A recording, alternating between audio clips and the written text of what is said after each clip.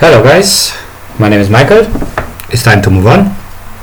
It's time to learn new things, new functions, which we can apply them to our spin button. As you already know, we learned in the last tutorial about GTK spin button set range, set digits, set increments, set numeric. This is that creepy function where I told you that you can type some text in the entry field of the spin button. So you should better know when you need it, why you need it. And of course the wrap part, where we saw that once that we reach the lowest the lower value, we can just jump back to 10 and so on. The same thing happens when you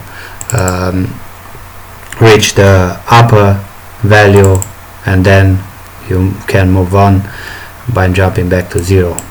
So basically this is what GTK spin button set wrap does. Okay, that being said, like I said, we are going to learn new things, new functions. So let's talk about these three things here, which is the spin button set value, get value as int. So we are going to get the value, which is a g double value, as an int value, as an integer. And of course the crazy and creepiest function, which I think it has this widget. It is quite complicated. Even me, if I think that I understand, I'm still not 100% sure that I know exactly what it is, but I know how I can use it when I need it. Anyway, I will try to explain you in a manner I understand it. I hope you understand it too. Okay, that being said, let's move on.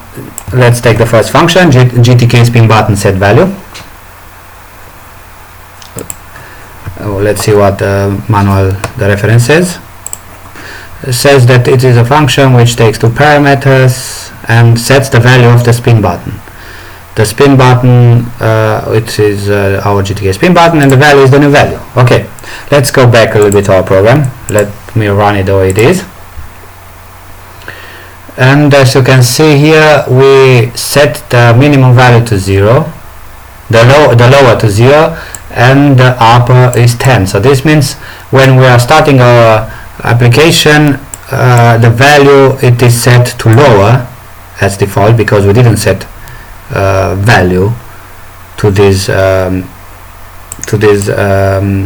spin button. This is the same like I already told you in the GTK adjustment tutorial, so I will explain it again in a moment.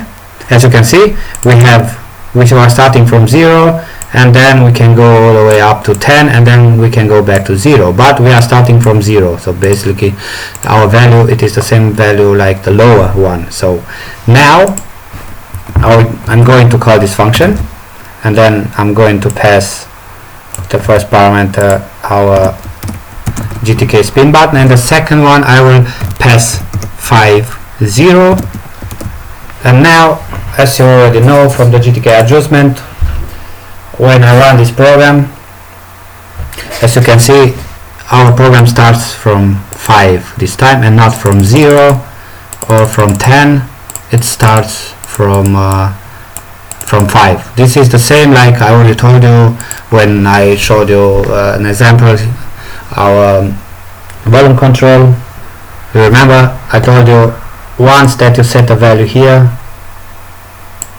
next time when you shut down your computer and you start it again, your volume control will be at this position where you let it last time. So this is the value which we are setting basically here, this 5. This is the value. Okay, now that you understand it, let's move on to the next function, which is get value as int. And you see it is here and says this function gets the value spin button represented as an integer. Okay, our spin button works with GW, we already know that. So this time we were going to get this value as an integer. So by doing this, basically I'm going to copy this function and I will call it, I will say gint temporary, and then I point it to this function, and of course I'm going to pass our GtkSpinButton. Once that we have it, we can print it, and I will say temp, our temp value, it is temp. Now when I will print it, you will see the value is 5. You see? The value is 5. Even if it's 500, which is a double, we get it only as 5 because we set it to get the value as int, as integer. Okay, so this is what this function does. Now let's move on to the creepers function. It's kind of crazy, this function, to understand it, but I will try to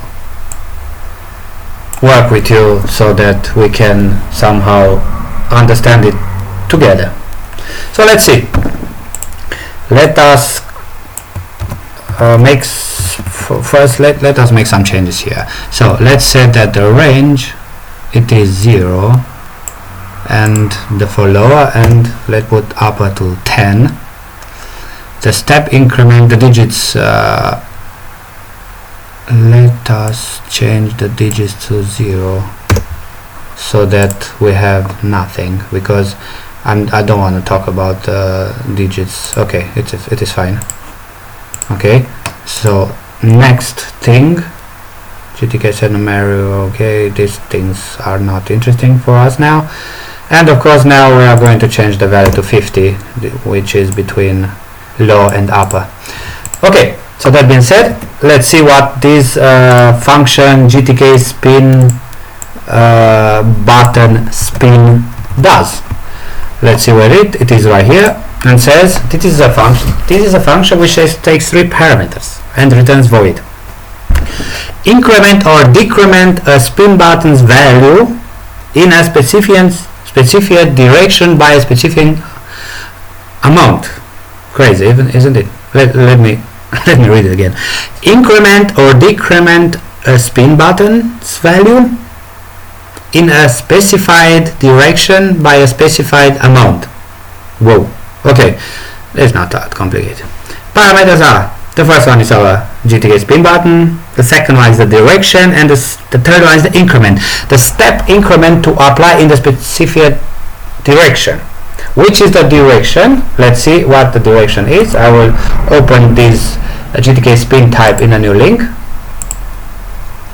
and says here it is a enumeration which has 2, 4, 6, 7 members. The first one is step forward, increment by the adjustment step increment, and so on. And we have a lot of crazy. Let's see. Let's call this function. Okay, I will copy this part here, and then this function, as says here, needs 3 parameters. The first one is our button.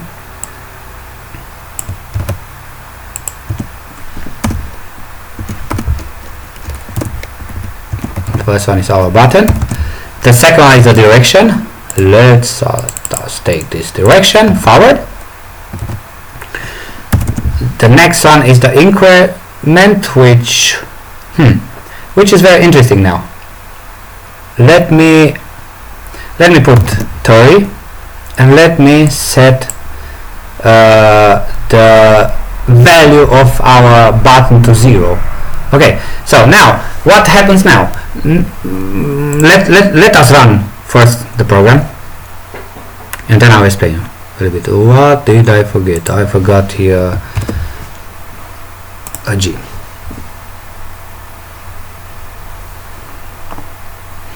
As you can see, our value is 0 and our our spin button value move to 30. So basically, what does this mean? This means take the value which is added to the value which I provided to you and move to that position. So this means now we are at the position 30. Watch. 29, 28. You see, it works fine. Okay. So that being said, let me put it back to 50. So the value, I will set it to 50, and you will see. Now we have the value set to 50. This means when we run our program, it will be our button in the middle at the 50 position, and once that is there, after we are going to call GtkSpinButton with the spin step forward 30, it will take this value, adds this 30 to it, and moves to this position, which is 50 plus 30. This means it will be 80. Of course it's 80. So this does basically this step forward. Of course we have the next one, backward. What do you think does now? We have 50. So basically, I think you already noticed, means take this value. Now you need to understand it. Take this value, so subtract the 30 from this value and move to that position. So basically we need to have now 20. Of course it's 20, because 20 plus 30 make 50. What do you think happens if I put now here 20? It says take the value of 20, subtract the 30, and then move to that position. You know which position it is, isn't it? Of course you know. It should be 0. Why should be minus 10? We have no minus 10. So just be careful how you play with these things. Okay? That being said, next thing, which is our page forward, which is, for example, if the value is 50 and the page increment, let's say, is 10, then the button jumps for 50 to 10. Okay, that is not that important now, and well, not interesting, but because it is the same thing, but this one is interesting. Let's take the GTK spin home.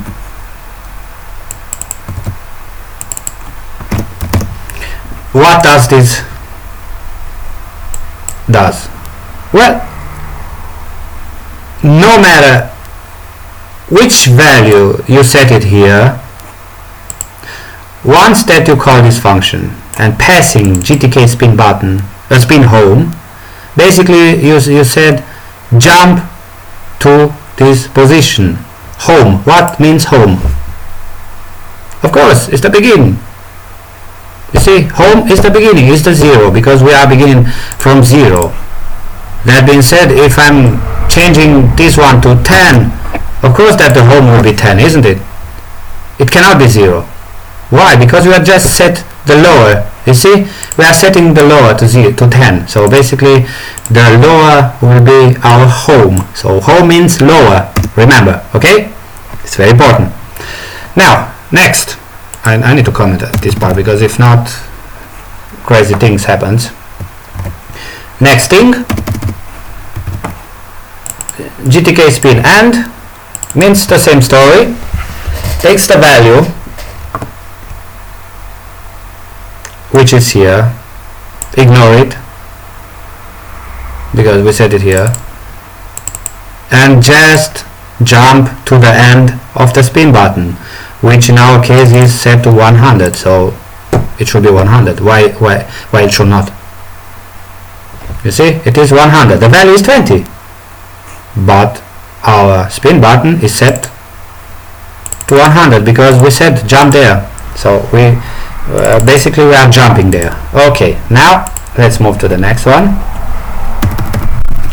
which is the last one, user-defined.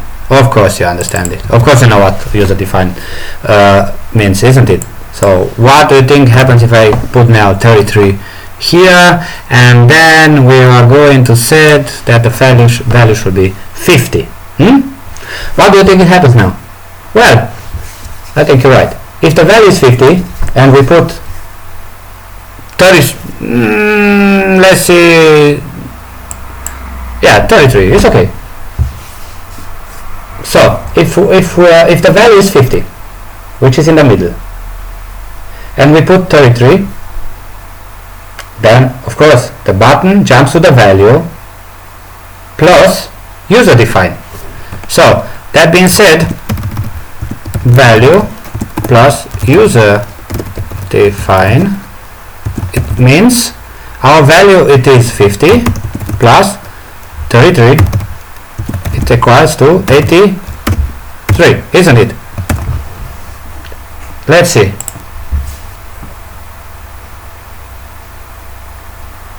Of course it is. You see, 83. Our value was 50. We said our user-defined position should be at 33, but I told you, remember, these things works together with the value. So it's very important for you to know when you set this user-defined value to what's the main value already set. Because if it's 50, you will never reach 33. No. If you want to reach 33, then you need the value to be 0. So that is very important. Remember, you see, I'm setting now the value to 0. As you can see, the value is 0, and our spin button jumped now to 33. Okay, so this is the important thing which you need to know. Okay, what do you think happens if you are setting the lower to 10? What do you think happens? Just think for a moment. We are just setting the lower to 10. Our value is set to 0. Our lower is set to 10 this time. What do you think happens now? What should happen?